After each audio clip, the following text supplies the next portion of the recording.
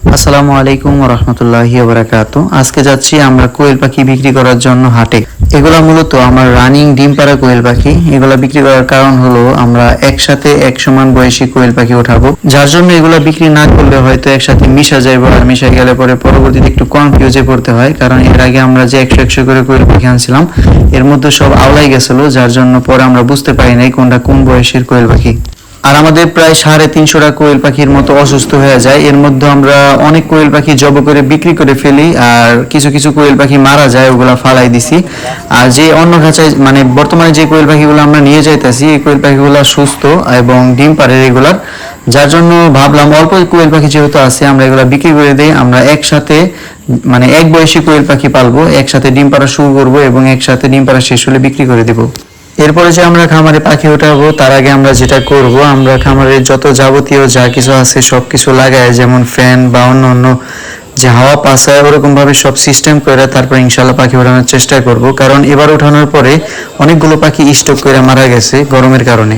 আমরা যে রাস্তা দিয়ে প্রত্যেকবার হাটে আসি সেই রাস্তা দিয়ে এবার আসা হয় না, আমরা একটা ভিতরের রাস্তা দিয়ে আসছি, কারণ সেই রাস্তা দিয়ে প্রচন্ড জ্যাম ছিল।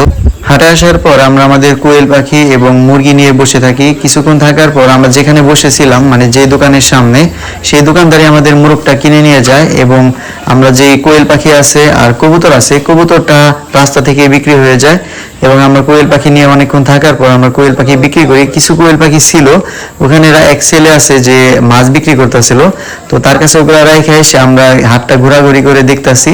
তো আবার যাই সেরে আমরা প্রত্যেকটা কোয়েল পাখি বিক্রি করে দিই এবং খানা টানা নিয়ে বাসায় চলে যাব। তো তার আগে আমরা হাটটা ভালোভাবে দেখতেছি। আমাদের এই হাটে মুনিয়া পাখি দেখা যায়, মানে দেশীয় মুনিয়া পাখি, তো যেগুলা মানে ধরা ঠিক না। আমার কাছে আসলে এর আগে আমি এর আগের ভিডিওতে দেখাইছি যে সাইরা দিছি।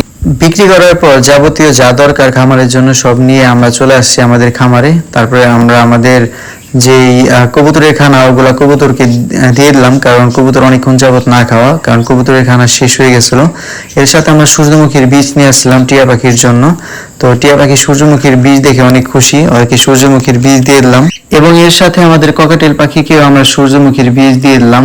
আর ওদেরকে আমরা এখন বীজ দিতে চাইছিলাম না, কারণ প্রচন্ড গরমের ভিতরে সূর্যমুখীর বীজ না দেওয়াই ভালো। তারপরে অল্প অল্প করে দিয়ে দিলাম, যেহেতু ওরা অনেক পছন্দ করে সূর্যমুখীর বীজ। মাশাআল্লাহ, আমাদের যে কবুতরের বাচ্চাটা আছে প্রায় বড় হয়ে আসছে। দেখেন একটা বাচ্চা এবার বাচ্চা ছিল, আর ওদের যে ডিমটা ছিল ওদের ডিম ওরা একা একাই ভেঙে ফেলাইছে, ভিতরে বাচ্চা আসলো।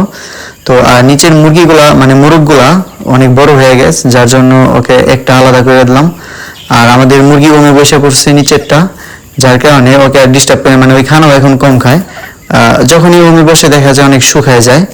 আর অনেকদিন আগে আমি ভিডিওতে দেখাইছিলাম যে আমাদের খরগোশের বাচ্চা হয়েছিল প্রায় 7টার মতো। দেখেন একটা বাচ্চায় বাচ্চা আছে, আমি ওদের ভালোভাবে যত্ন নেওয়া পারি নাই। আর আমি জানতামও না যে ওদেরকে ধরে খাওয়াই দিতে হয় কষ্ট করে, মানে একটু চমকে গেলে ওর বাচ্চাকে ওরা খাওয়ায় না ঠিকঠাক মতো। তো একটা বাচ্চা পরবর্তীতে লাস্টে বাচ্চা ছিল, ওই বাচ্চাটাকে ধরে ধরে খাওয়াই দিছি পরবর্তীতে জানার পরে। তো যার কারণে আল্লাহর রহমতে একটা বাচ্চায় বাচ্চা। তো নেক্সট টাইম যদি আমি খরগোশ পালি, মানে যদি এটা আমার কাছে থাকে, তাহলে ইনশাল্লাহ ওদের বাচ্চাকে আমরা যথেষ্ট পরিমাণ যত্ন নেওয়ার চেষ্টা করব। তবে খরগোশের বাচ্চা ছোটকালে বেশি কিউট দেখা যায়, মানে সুন্দর দেখা যায়।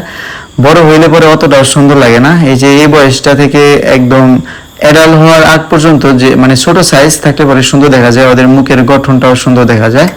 যাই হোক, ওদেরকে আমরা খানা টানা দিয়ে এখন আমরা ভিডিওটা আজকের মতো এই পর্যন্তই। আল্লাহ সবাইকে ভালো রাখুক, সবাই দোয়া করবেন। আসসালামু আলাইকুম ওয়া রাহমাতুল্লাহি ওয়া বারাকাতুহু।